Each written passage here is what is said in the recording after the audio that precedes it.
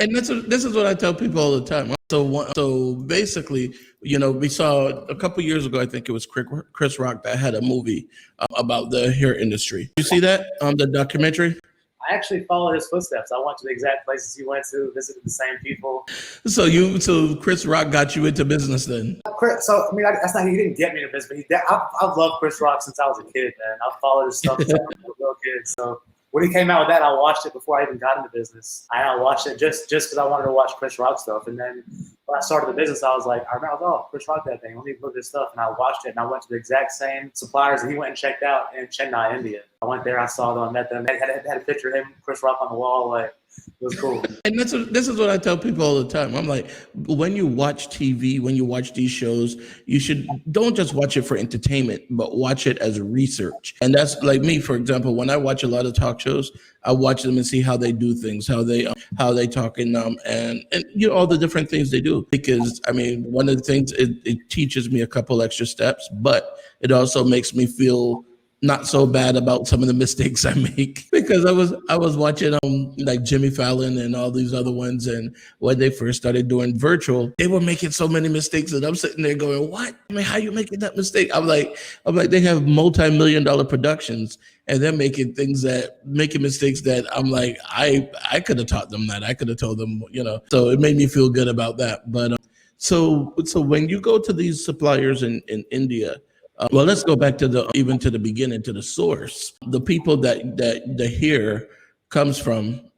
I'm assuming that they're adequately compensated, correct? So in India, which is where 95% of the world hair come from, it's something called tantric, hair tantra. So there's a religion in India, the Hindu religion is called Lord Venkateswaran. It's a South Indian god, basically, and people that believe in this tradition, in this religion, they go there to cut their hair as a religious act, sacrifice and offering on a certain birthday, on an auspicious occasion, the death of a family member, graduating college, or just a yearly trip. They make a pilgrimage without shoes on. They walk up to the top of these temples.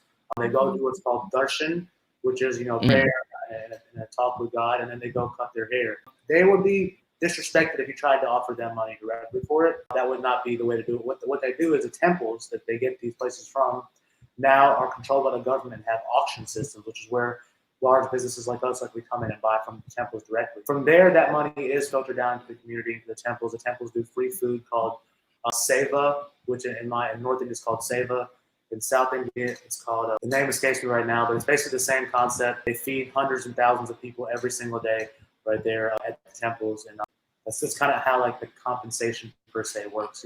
In some countries such as Russia and Malaysia and Chinese countries, they offer compensation for women directly. However, it's a very rough and kind of black market type of trade. These girls are really in need of money. They're from village areas, and a lot of times the suppliers come out there and offer them just pennies on the dollar for their hair, and they don't want to really cut it. They just need a little bit of money, so they do it at that time, which we don't do that at all. It doesn't feel, since I started my business, I've been really big about doing things from the heart that feel good, because it's my business and I want to feel good about it always, and that's kind of the line we took. So there's nothing bad. Some of them do very well. Some of them take care of the people they get their hair from. From what I've learned, researching, many of them don't do that at all. And that's still a very small part of the market. The larger part of the market comes directly from India, directly from the temples. The temples have, one temple in particular has over 300,000 visitors per day. Wow.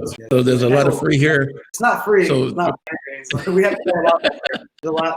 The thing is, once you get the hair like that, there's also the cost of labor, of manufacturing, of cleaning. That's a large labor force, large factory expenses.